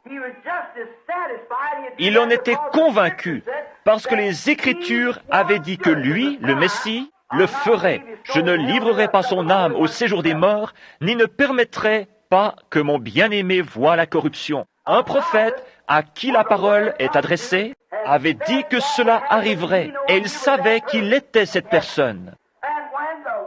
Et lorsque Jésus dit, la prière de la foi sauvera le malade, ou ils imposeront les mains aux malades et ils seront guéris. Vous devez avoir la même confiance parfaite que lorsqu'on m'imposera les mains, je serai guéri, parce que c'est ce qu'il a dit. Il a dit, si vous détruisez ce corps, je le relèverai, parce qu'il savait qu'il était le Messie. Je ne permettrai pas que mon bien-aimé voie la corruption. Il savait qu'il était le bien-aimé. Je ne livrerai pas son âme au séjour des morts. Il ne l'a pas fait. Il savait qu'il le ferait. Il avait confiance qu'il était là pour vaincre à la fois la mort et l'enfer. Car il dit, détruisez-le si vous le désirez, et je le relèverai en 3 jours. Oh là là, j'ai le pouvoir de donner ma vie, et j'ai le pouvoir de la reprendre. Il savait qui il était. Vous êtes un chrétien. Vous avez droit à n'importe quelle bénédiction rédemptrice pour laquelle Jésus. Tout cela vous appartient. Cela a déjà été payé. Vous n'avez qu'à le croire. Pas à l'imaginer, mais à le croire. Et vous devez savoir que cela vous appartient et que vous pouvez le confesser. Oh, c'est ça, la foi victorieuse. Savoir cela. Il savait que cela arriverait. Il pouvait prédire que cela arriverait. Parce qu'il savait que cela arriverait. Et quoi qu'il ait prédit, cela arrivait. Maintenant, regardez. Quoi qu'il ait dit, Dieu l'honorait. Pensez-y. Quoi que Jésus ait dit, Dieu le faisait s'accomplir. Ainsi, il savait que ces paroles étaient les paroles de Dieu. Maintenant, regardez. Ce passage de l'Écriture nous est présenté à nouveau. Si vous dites à cette montagne, oh là là, je le laisse pénétrer un peu, vous voyez, parce que nous allons avoir une ligne de prière. Nous congédierons l'assemblée, ceux qui doivent partir, et nous prierons pour les malades. Regardez, il savait qu'il plaisait à Dieu. Il savait qu'il n'y avait rien de répréhensible dans sa vie. Tu avais déjà témoigné de cela lorsqu'il dit, « Celui-ci est mon fils bien-aimé, en qui j'ai trouvé mon plaisir. Écoutez-le. Celui-ci est mon fils bien-aimé, en qui j'ai trouvé mon plaisir, dit-il, le jour de son baptême. J'ai trouvé mon plaisir à faire ma demeure en lui, et rien ne peut le condamner. Maintenant, quand le même Dieu vient à vous, et qu'il trouve son plaisir à habiter en vous, et trouve son plaisir à honorer votre parole, votre décision. Quelle fut la décision de Josué? Soleil, arrête-toi! Et il s'arrêta. Amen. Certainement. Quelle fut la décision de Moïse? Il leva son bâton sur une rivière comme cela et réclama qu'elle s'ouvre. Et elle s'ouvrit. Voyez-vous, c'est ainsi. Quoi que vous demandiez, et si vous dites à cette montagne, ôte-toi de là, et si vous ne doutez pas, voyez-vous, dans votre cœur, mais croyez que ce que vous dites arrive, vous le verrez s'accomplir. Cela vous remet dans la parole. Maintenant, cela n'est pas du petit lait. Cela vous y remet. Je sais que cela va peut-être passer par-dessus vos têtes, voyez-vous, parce que cela ne peut s'ancrer. Mais une réelle et véritable foi le saisit en ce moment. Je l'ai vu, mes amis. Voici cette Bible qui est ouverte devant moi. Je l'ai vue arriver et je sais que c'est la vérité. Je sais, Dieu dans le ciel le sait, qu'il se peut que je ne vive pas assez longtemps pour pouvoir finir ce message, mais je sais que cela est arrivé. Je l'ai vu moi-même. Je suis un témoin de l'accomplissement de cette parole et je sais que c'est la vérité. Vous le dites, puis vous restez là et vous voyez le Créateur créer un être vivant juste devant vos yeux. Vous secouez la tête et vous vous posez des questions. Et ensuite, vous regardez autour de vous et vous le voyez en créer un autre exactement pareil. Parce que vous l'avez dit. Et vous venez par ici et vous dites, il y en aura un autre là. Et vous regardez et le voilà. Maintenant, ceci est la vérité. Oh, où devrions-nous être? Voilà la foi parfaite. Pas de vision, prononce simplement la parole. Je n'ai jamais vu l'écureuil. Il a simplement prononcé ce certain passage de l'Écriture. Et ce qu'il était est, dis-le et ne doute pas. Et ce que tu as dit sera là. Et j'ai pris Dieu à sa parole. Et il était là, c'est vrai. C'est aussi puissant, et mes amis, en tant que votre pasteur, c'est aussi puissant que lorsque Josué arrêta le soleil. Parce que le soleil était déjà là. Les éléments se déplaçaient et il arrêta leur mouvement.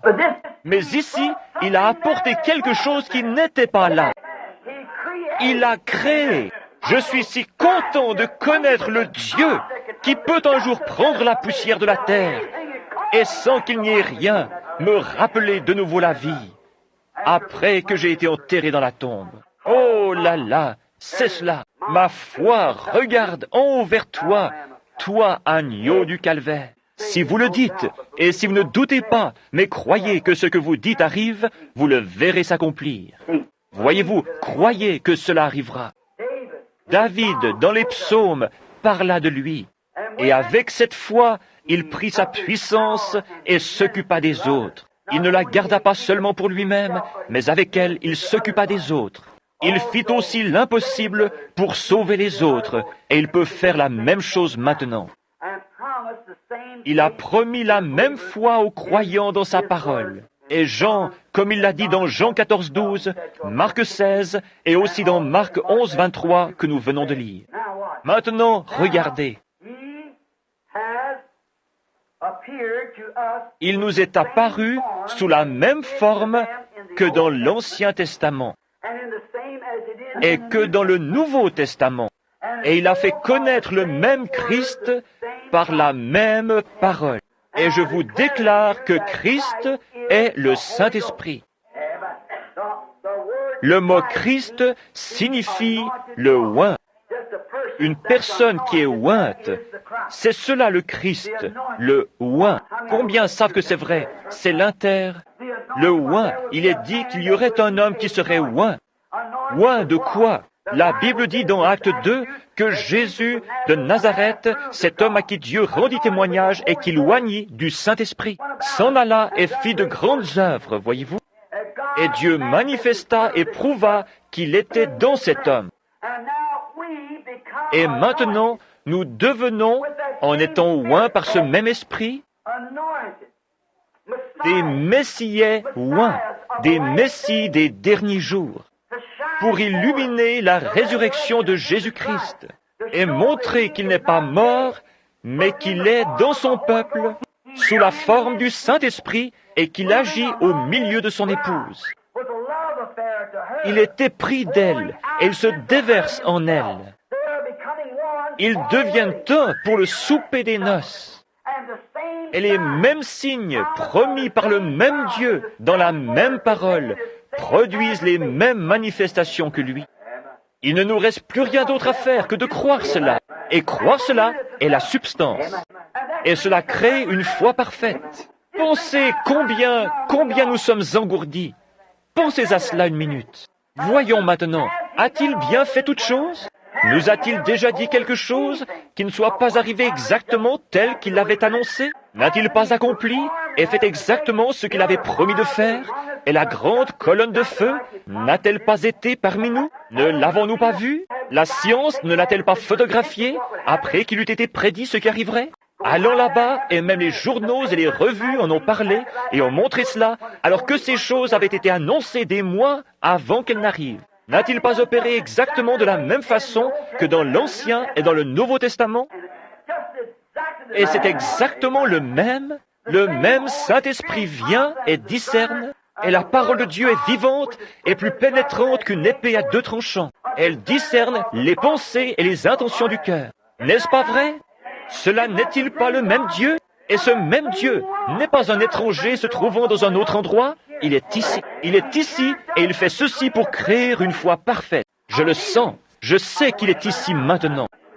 Je sais que son esprit est ici. Je sais qu'il sait toutes choses. Amen. Et je sais qu'il veut faire quelque chose. Il est en train de faire quelque chose afin de créer cette perfection dans la foi. Allons-nous entrer dans l'éternité avec 8 âmes sauvées, comme ce fut le cas au jour de Noé? Allons-nous être 3 comme Lot lorsqu'il sortit de Sodome? Allons-nous être 6 croyants comme au jour de Jean-Baptiste? Croyons, car ses œuvres sont parfaites. Elles sont manifestées chaque jour parfaitement devant nous, nous montrant qu'il est la parole, la parole. Hébreux chapitre 4 dit, la parole de Dieu est plus pénétrante qu'aucune épée à deux tranchants, et elle discerne même les pensées et les intentions du cœur. Pensez à cela. La parole de Dieu est cela. Elle discerne les intentions du cœur. Car la parole de Dieu est vivante et opérante et plus pénétrante qu'aucune épée à deux tranchants, atteignant jusqu'à la division de l'âme et de l'esprit, des jointures et des moelles. Et elle discerne les pensées et les intentions du cœur. La parole faite chair. Alléluia! La parole opérant dans la chair humaine, par des signes physiques, par des signes matériels, par des signes scripturaires, parfaitement, pour vous amener à une foi parfaite, pour un enlèvement parfait. Pourquoi ne pouvons-nous pas le regarder? Ce n'est pas un mystique. Le diable a mis toutes les choses du monde devant vous pour essayer de vous faire, pour vous empêcher de croire cela. Il interviendra dans une réunion et il essaiera de jeter tout ce qu'il peut devant vous. Débarrassez-vous-en. La Bible dit, levez-vous et secouez-vous. Pincez-vous. Son esprit est ici. Il vous connaît. Vous avez une chose à faire, c'est de croire cela, d'accepter cela. Il vous connaît. Le croyez-vous? Il sait ce qu'il y a en vous. Il sait ce que vous êtes. Il sait ce que vous désirez. Il sait de quoi vous avez besoin. Jim, crois-tu qu'il sache ce qu'a ce bébé? Vous avez pris sa température avant de partir, et il avait 40. Croyez-vous qu'il le guérira? C'est venu sur lui aujourd'hui. Il est tombé malade, mais cela le quittera. Je viens de regarder par ici, et j'ai vu ce qu'ils ont fait avant de quitter la maison. C'est vrai. Madame Little, croyez-vous que Dieu vous donnera la victoire sur ce diabète? Il y a une dame qui est assise à côté de vous. Je ne vous connais pas, mais l'esprit est sur elle. Ce qui la tracasse, c'est qu'elle a un enfant qui doit être opéré d'un œil. Elle est de Chicago. Vivante, opérante, plus qu'aucune épée à deux tranchants, elle discerne. Qu'est-ce? La parole. Croyez-vous cela? Certainement. Il y a une dame qui est assise juste là, dans la rangée suivante. Vous venez d'être opéré de l'œil. Et cela n'a pas trop bien réussi. Mais si vous le croyez, cela ira bien pour vous. Le croyez-vous? Très bien. Vous pensiez à cela. Madame Peckinpah, ce n'est pas pour vous. C'est pour ce petit-fils qui est assis ici. Vous priez pour cela. Mais croyez-vous que Dieu le guérira? Vous croyez que Dieu peut me dire ce qui ne va pas pour lui? Les docteurs ne le savent pas. Non, c'est vrai. Ses poumons sont congestionnés, c'est vrai. Il a une maladie du sang, c'est correct. Vous êtes un peu troublé au sujet de le laisser aller à l'école ou non. Vivante, opérante, plus qu'aucune épée à deux tranchants. Je vois une femme qui vomit sa nourriture. Elle est quelque part. Laissez-moi reconnaître son visage. Oui, elle est assise là. Son nom est Madame Llewellyn. Si vous croyez de tout votre cœur, ce trouble de l'estomac vous quittera. Amen. Il y a ici une dame qui est assise à la même hauteur qu'elle, de l'autre côté, au bout de la rangée, et qui me regarde en ce moment. Elle porte des lunettes. Elle a de l'arthrite. Celle-ci est dans votre main gauche. Elle y était, mais elle n'y est. Oui, si vous croyez.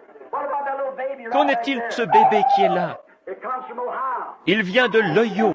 Il a un cancer à l'œil. Croyez-vous que Dieu le guérira? Il le fera, si vous le croyez. Voyez-vous? Ashland, Ohio. Croyez-vous maintenant que Dieu le guérira? Il le fera. Qu'est-ce? Opérante, vivante, plus qu'aucune. La dame qui est ici, quelque chose l'a frappée. Elle souffre de son épaule. C'est vrai. Est-ce vrai? Très bien. Croyez et cela vous quittera. Voyez-vous? La parole de Dieu discerne les pensées et les intentions du cœur. Maintenant, il n'y a pas de carte de prière dans ce bâtiment. Personne n'a distribué de carte de prière. Nous ne les utilisons pas ici, c'est simplement pour garder l'ordre. Voulez-vous que l'on prie pour vous? Combien désirent que l'on prie pour eux, pendant que la parole est manifestée dans la chair? Que cette rangée ici se lève et s'avance de ce côté. Que premièrement, cette partie vienne ici, ceux qui désirent que l'on prie pour eux. Ensuite, après cela, je désire que cette partie ici vienne derrière eux. Ensuite, quand ils auront passé, que cette partie ici vienne. Vivante, pénétrante, plus une épée à deux tranchants, pourrait-elle faire cela? Non, monsieur, mais la parole de Dieu peut le faire. Pourquoi? Parce que c'est la parole de Dieu. Maintenant, le croyez-vous? Le grand médecin. Où est cette sœur qui vient du Tennessee? Sœur Anne Green, Downing. Le grand médecin est proche maintenant. Je n'oublierai jamais ce qui arriva à Fort Wayne ce soir-là, lorsque cette jeune fille Amish ou Dun qui était assise là joua le grand médecin est proche maintenant. Quand elle entendit que ce petit garçon était guéri, elle fit un saut. Le Saint-Esprit tomba sur elle. Sa jolie chevelure glissa sur ses épaules, et le piano ne manqua pas une note. Le grand médecin est proche maintenant, le compatissant Jésus. Une puissance surnaturelle faisait bouger les touches du piano, et cela jouait. Le grand médecin est proche maintenant. Regardez, croyez-vous? Vous devriez le faire. Maintenant, souvenez-vous, lorsque vous passez. Cependant, si vous ne le croyez pas, ne venez pas, restez assis. Dites, je ne vais pas m'avancer sans conviction. Je viens en le croyant fermement. La Bible dit, ces signes suivront ceux qui auront cru. S'ils imposent les mains aux malades, ceux-ci seront... C'est exactement cela. C'est à une certaine condition, si vous croyez cela. Maintenant, moi, je le crois. Dieu vous a prouvé que je croyais cela. Voyez-vous, il manifeste sa parole pour montrer que c'est sa parole. L'accomplissement de l'Écriture le démontre. Maintenant, croyez cela quand vous passerez par ici. Voulez-vous le faire? Et alors que je vous impose les mains, c'est exactement ce que la Bible a dit. As-tu ici l'huile pour l'onction, frère Neville? Prends-la et viens de l'autre côté. Accomplissons l'Écriture. Viens de ce côté et oins chaque personne alors qu'elle passe. Et nous prierons pour elle, maintenant, afin que je sois sûr que j'ai la prière de la foi pour chacun de vous. Tous ceux qui sont des croyants posent leurs mains sur quelqu'un d'autre. Étendez votre bras et croisez vos mains les uns sur les autres. C'est là que nous allons découvrir quelque chose dans quelques minutes.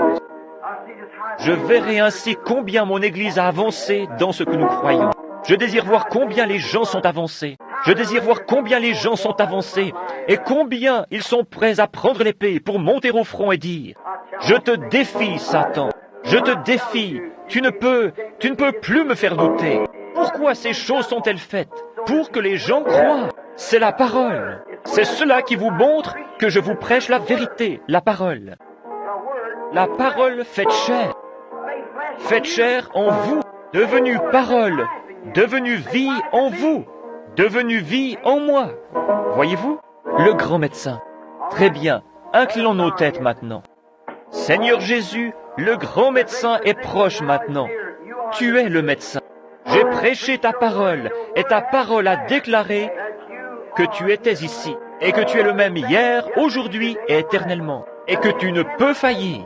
Tu ne nous as jamais fait défaut, Seigneur. Et maintenant, puissent les bénédictions de Dieu reposer sur chacun de ceux qui ont leurs mains sur quelqu'un d'autre. Et alors que nous venons, ce sont des croyants, et que nous les oignons d'huile, le pasteur et moi, et que nous les faisons passer par cette ligne. Puissent-ils tous passer par ici avec la foi pour croire cela, et savoir que le Dieu du ciel lui-même est présent.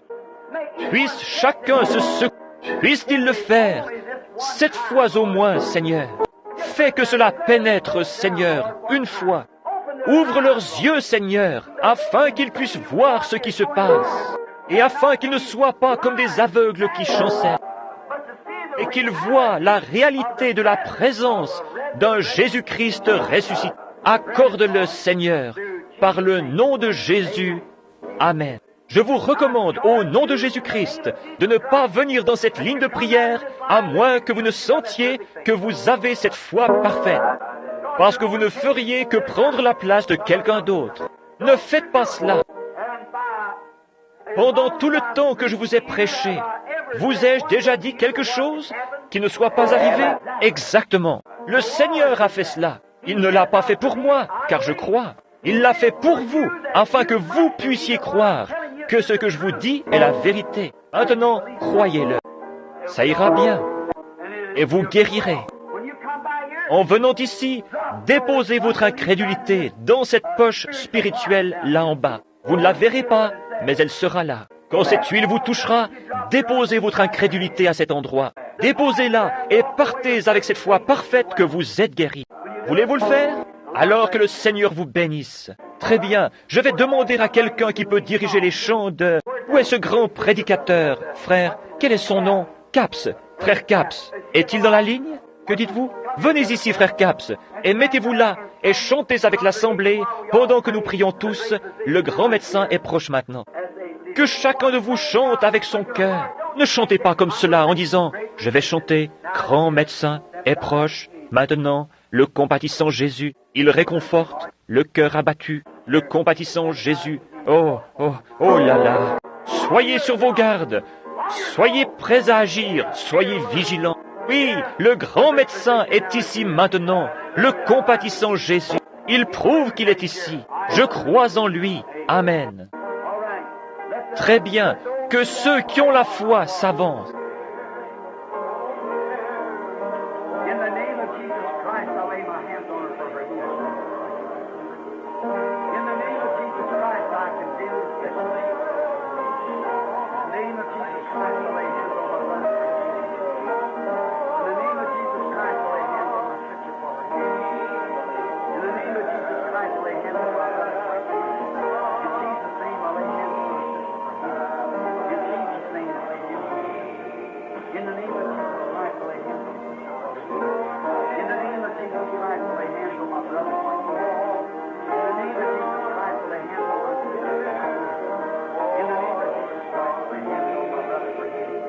In the name of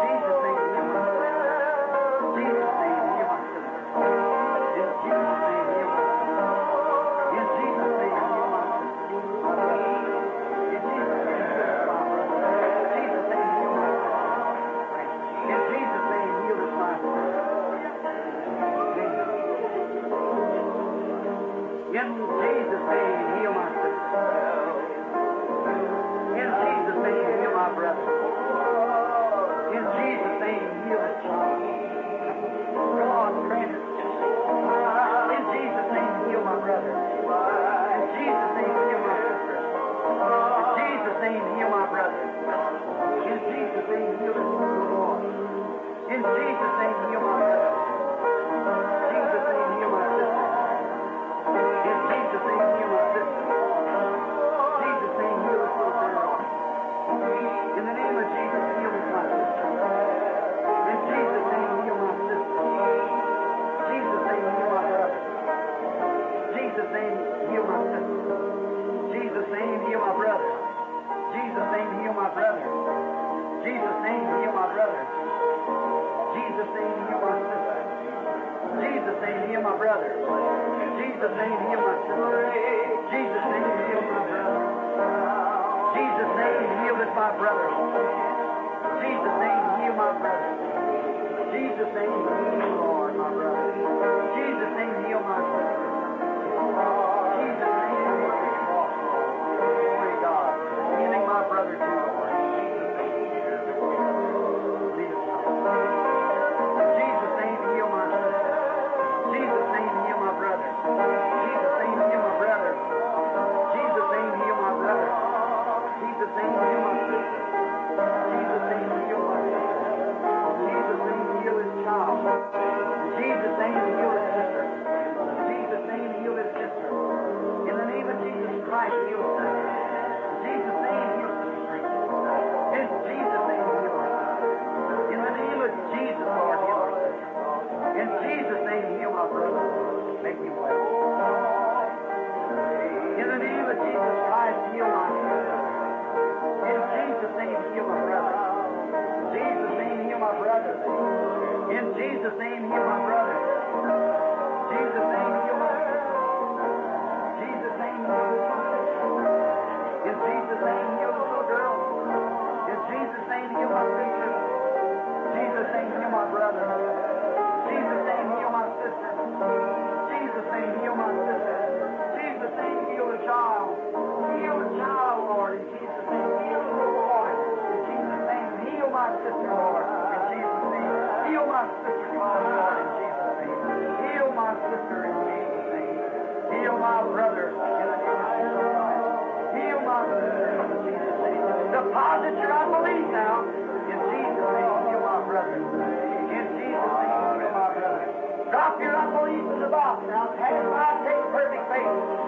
In Jesus' name. May it be done. In Jesus' name, grant it, Lord. In Jesus' name, grant it, Lord. In Jesus' name, heal my sister.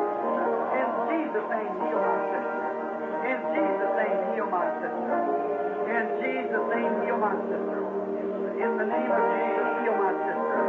This is Lady Mary. In the name of Jesus, heal this little child. In Jesus' name, heal my sister. Bless you. In Jesus' name, heal her. Praise God. In Jesus' name, heal my sister. In Jesus' name, heal my sister. In Jesus' name, heal my sister. In Jesus' name, heal my sister. In Jesus' name, heal my brother. In Jesus' name, heal my sister. In Jesus' name, heal my sister. In Jesus' name, heal my sister. I remember my body's never been a faith, and I know how to do it just for a purpose. In Jesus' name, heal this little girl. In Jesus' name, heal this sister. God, I lay hands upon the baby, so shall it be healed. In Jesus' name. Amen. In Jesus' name, heal. In Jesus' name, heal my brother. In Jesus' name, heal this my brother. The little girl. In the name of Jesus Christ, heal them, Lord, for your glory. In Jesus' name, heal our sister. In Jesus' name, heal our sister. In Jesus' name, heal my brother. In Jesus' name, heal my sister. In Jesus' name, heal my brother. In Jesus' name, heal my sister. In Jesus' name, heal my sister. Jesus, heal my little brother. In Jesus' name, heal my sister. In Jesus' name, heal my sister. In the name of Jesus Christ, I ask for her healing. In Jesus' name, heal my sister. In Jesus' name, heal my little brother. In Jesus' name, heal my sister. In the name of Jesus Christ, heal my sister. In Jesus' name, heal my sister. In the name of Jesus Christ, heal my brother, the child. In Jesus' name, heal them, Father. In Jesus' name, heal my brother. In Jesus' name, heal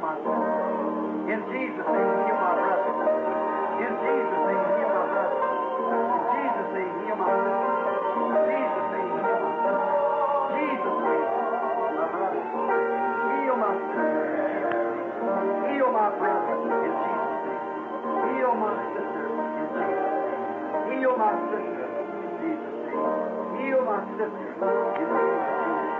Heal my sister. Heal my sister's request, Lord, for her nephew. In Jesus' name, heal my sister. In Jesus' name, heal our brother. In Jesus' name, heal our brother. In the name of Jesus Christ, heal our sister. In Jesus' name, grant his request. In Jesus' name, heal my brother. Praise God. Deposit your unbelief. Come believing now. God will grant it. I'm believing it. And God will grant it. I believe it. I'm using all the faith I know how. They shall lay hands on the sick. They shall recover. In Jesus' name, heal my brother. In the name of Jesus Christ, heal my sister. On this side, Brother Neville. Brother down. A trophy of God's grace. This is man supposed to die a week or two ago. In the name of Jesus Christ, God, you must love him, Father, for you do great things for him. I lay my hands upon him in the name of Jesus Christ. Amen. Praise God. Lord God, upon his precious wife, I lay my hands on the name of Jesus Christ for her healing. Amen. Tous ont-ils passé? Now, Maintenant, inclinons nos têtes. The great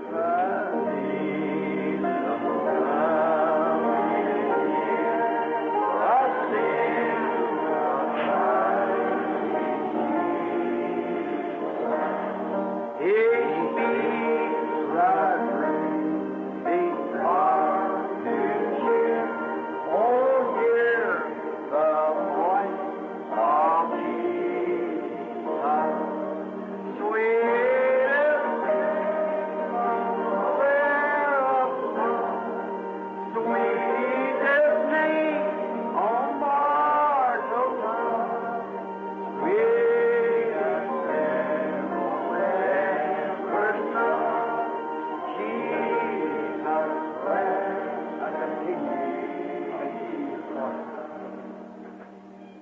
know ye what I have done to you? Savez-vous ce que je vous ai fait?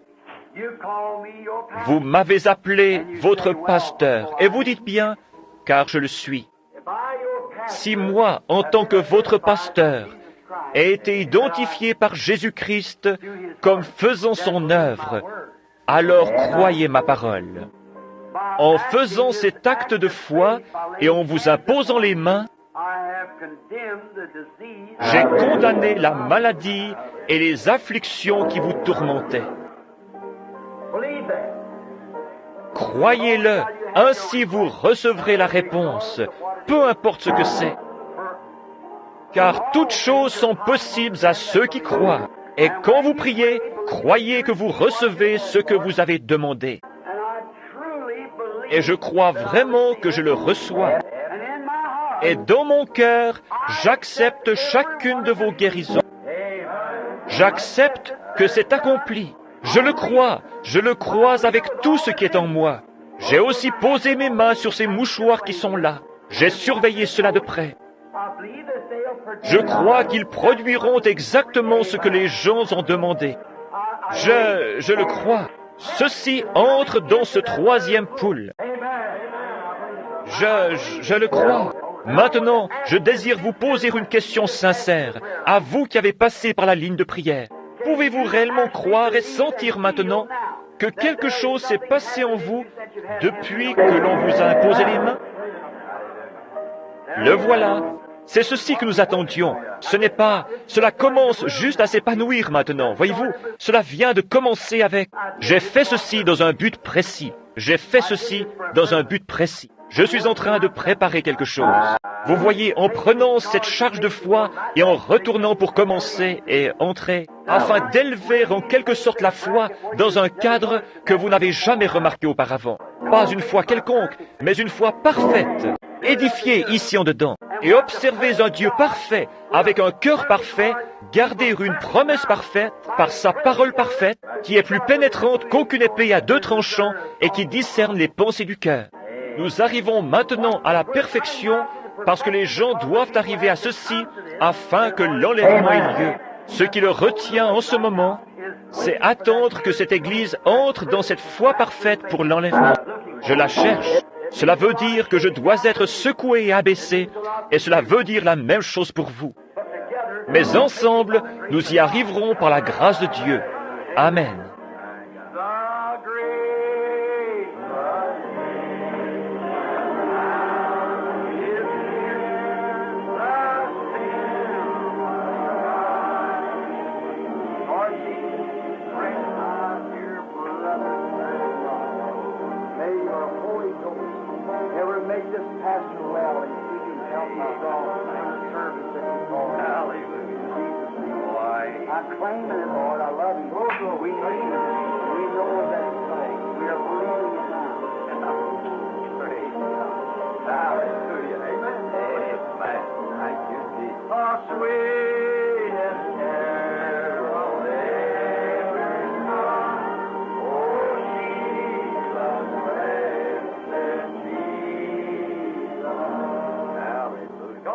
Ne l'aimez-vous pas? Pensez qu'ici maintenant, un travail a déjà commencé dans votre corps pour votre guérison. Parce qu'il a promis que cela arriverait. Et maintenant, avez-vous saisi ce que j'ai dit ce soir? En avez-vous trouvé la clé? Si vous dites à cette montagne, voyez-vous, ne doutez pas, mais croyez que ce que vous avez dit. Maintenant, regardez, en moins de 5 minutes, chaque main s'est levée, montrant ainsi qu'une œuvre avait commencé en eux présentement. Oh là là, le voilà, c'est cela. Qu'est-ce? La présence du grand médecin. Oh, levons nos mains vers Dieu et chantons-le de nouveau.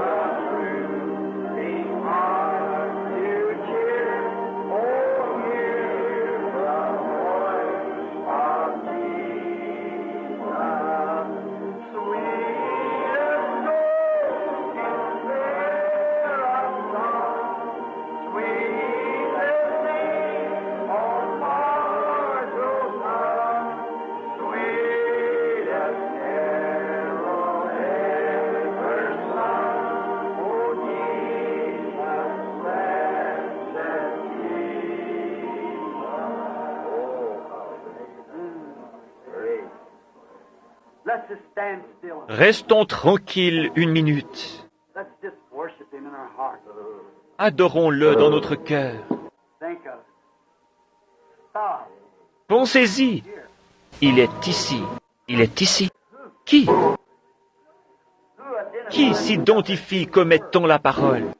Au commencement était la parole, et la parole était avec Dieu, et la parole était Dieu. Et la parole fut faite chair, et habita parmi nous, le même hier, aujourd'hui et éternellement. La parole est plus pénétrante qu'aucune épée à 2 tranchants, et elle discerne même les pensées et les intentions. La raison pour laquelle vous êtes venus ici. Dans quel but vous êtes ici? Qui vous êtes? Elle a identifié que Jésus-Christ était le Messie. Et aujourd'hui, elle identifie qu'il est le même Messie hier, aujourd'hui et éternellement. Le grand médecin qui est ici a dit, « Ces signes suivront ceux qui auront cru. S'ils imposent les mains aux malades, ils seront guéris.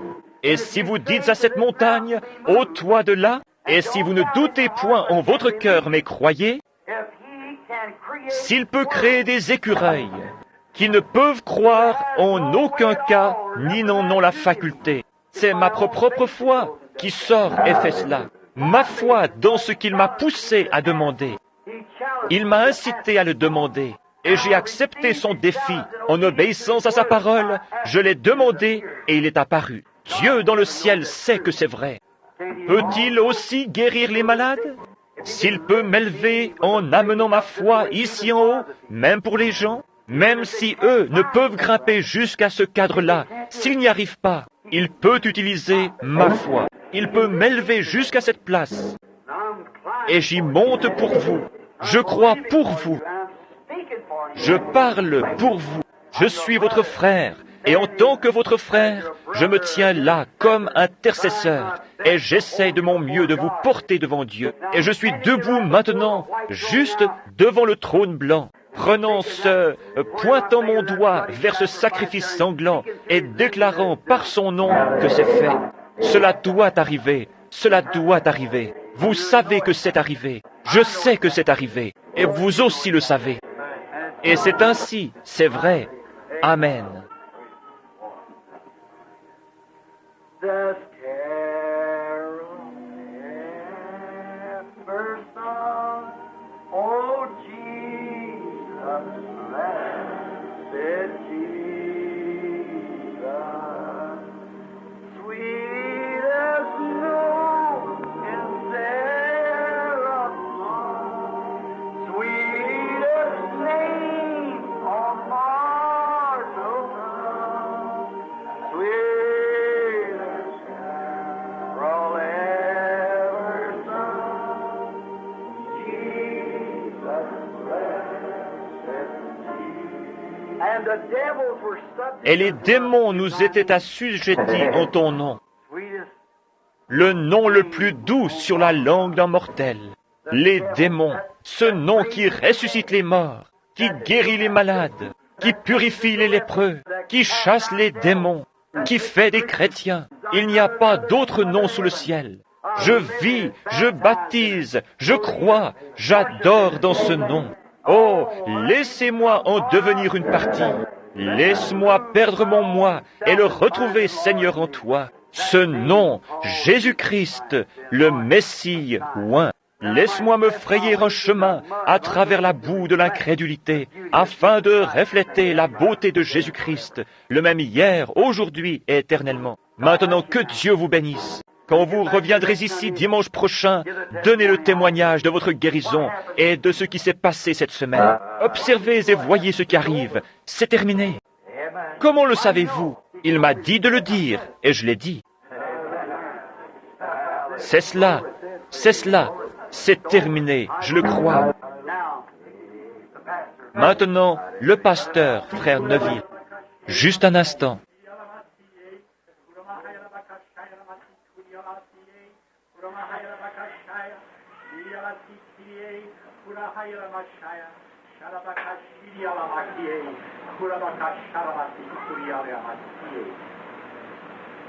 Is not my word real in the hearts of those to whom I will reveal it, saith the Lord thy God? Yea, and is not my word sharp, even as I have spoken this night, yea, sharp as a two-edged sword? Yea, I say unto thee, my arm is not sharpened that I cannot heal, and yea, my ear is not dull that I cannot hear thy prayer, saith the Lord thy God. Yea, look ye unto me, and know that that shall be performed which I have promised unto thee, saith the Lord thy God. Yea, know ye, that the truth was spoken unto thee this night. Yea, and the miracles that I have promised thee, are already taking place. Yea, they are coming to pass, saith the Lord thy God. Know ye, let this word be confirmed in thy heart, that I have dealt with thee and shall deal with thee, saith the Lord. Béni soit le nom du Seigneur. Levons nos mains et adorons-le une minute. We thank you, Lord. We thank you, Lord. Thank you, Father. Oh, hallelujah, hallelujah. Thank you, Jesus. Praise your holy name. Maintenant, en tant que croyant, avez-vous remarqué la longueur du message et le rythme dans lequel cela a été dit? Et avez-vous observé l'interprétation faire de même? Amen. C'est cela. Observez que c'était exactement avec le message, confirmant que cette chose était la vérité et qu'il a déjà accompli ce qu'il vous avait promis. Observez la manière dont cela a été apporté et observez la manière dont ce fut interprété. Observez pendant combien de temps il a parlé et observez combien de paroles il a dites. Cela correspond exactement. Que le Seigneur vous bénisse jusqu'à ce que je vous revoie.